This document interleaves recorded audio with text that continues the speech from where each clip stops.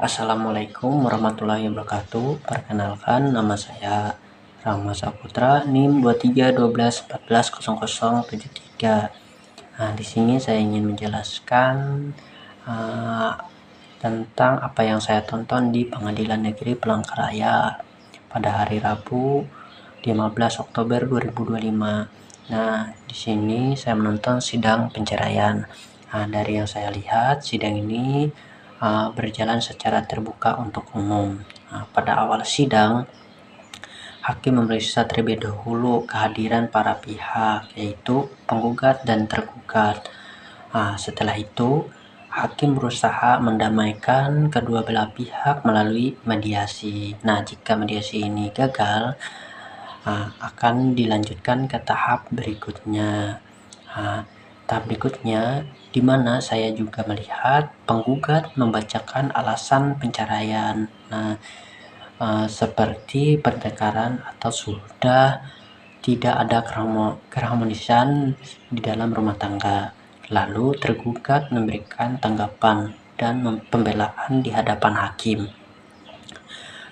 Kemudian masuk ke tahap pembuktian, di mana kedua belah pihak menghadirkan saksi dan bukti untuk memperkuat pernyataannya. Hakim di sini tampak sangat teliti memeriksa setiap bukti yang diajukan. Nah, di akhir sidang, hakim membacakan putusan penceraian setelah mempertimbangkan semua keterangan. Nah, sebagai penonton, saya bisa menyimpulkan bahwa proses penceraian di pengadilan tidaklah singkat seperti apa yang saya jelaskan sekarang. Karena setiap tahap dilakukan dengan hati-hati agar keputusan yang diambil adil dan sesuai hukum. Nah, kemudian saya akan lanjut menjelaskan tentang urutan atau tahap sidang perkara perdata. Yang pertama itu ada pendaftaran gugatan, di mana pihak yang merasa dirugikan mengajukan gugatan tertulis ke pengadilan.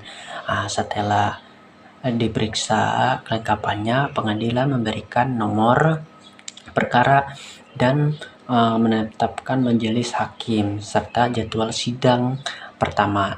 Nah, kemudian yang kedua, pemanggilan para pihak. Jurista memanggil penggugat dan tergugat secara resmi untuk hadir di sidang. Panggilan harus dilakukan minimal 3 hari sebelum sidang dimulai.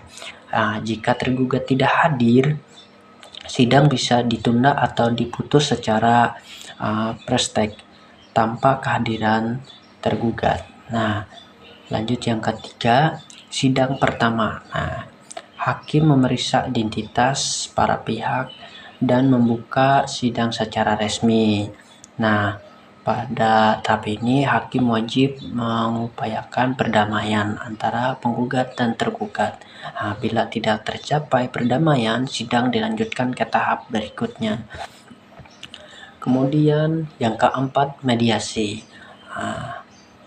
Para pihak diwajibkan menjalani mediasi dengan mediator, biasanya hakim itu sendiri. Seperti yang saya jelaskan tadi, hakim memberikan mediasi dulu terhadap penggugat dan tergugat.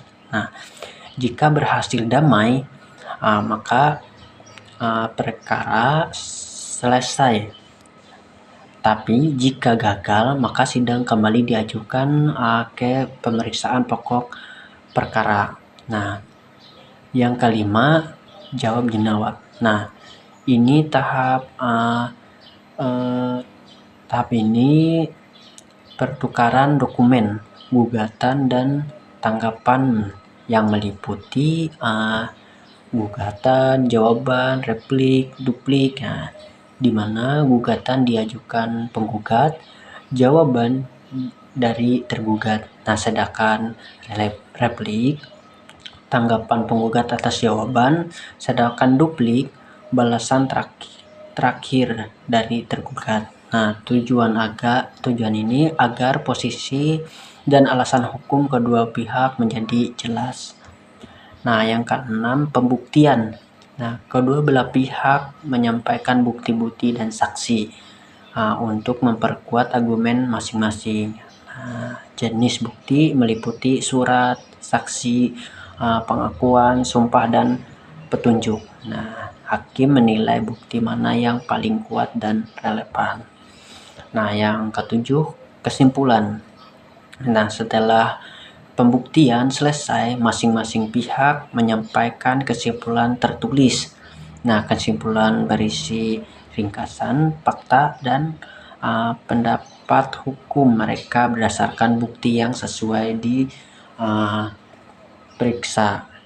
Nah, yang kedelapan, putusan. Nah, hakim bermusyawarah dan membacakan putusan akhir di sidang terbuka. Putusan bisa berupa mengabulkan sebagian seluruh gugatan atau menolak gugatan.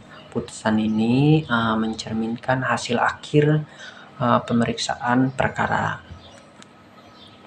Yang kesembilan, upaya hukum. Nah, jika salah satu pihak tidak puas dengan putusan, ia dapat menempuh banding ke pengadilan tinggi, kemudian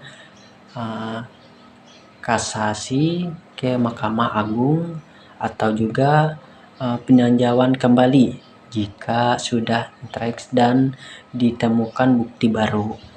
Nah, yang ke-10, eksekusi. Nah, jika putusan sudah berkekuatan hukum tetap, dan pihak yang kalah tidak melaksanakan, maka pihak yang menang bisa mengajukan permohonan eksekusi ke pengadilan. Pengadilan akan melaksanakan isi putusan secara paksa sesuai hukum. Nah, mungkin itu saja penjelasan dari saya. Assalamualaikum warahmatullahi wabarakatuh.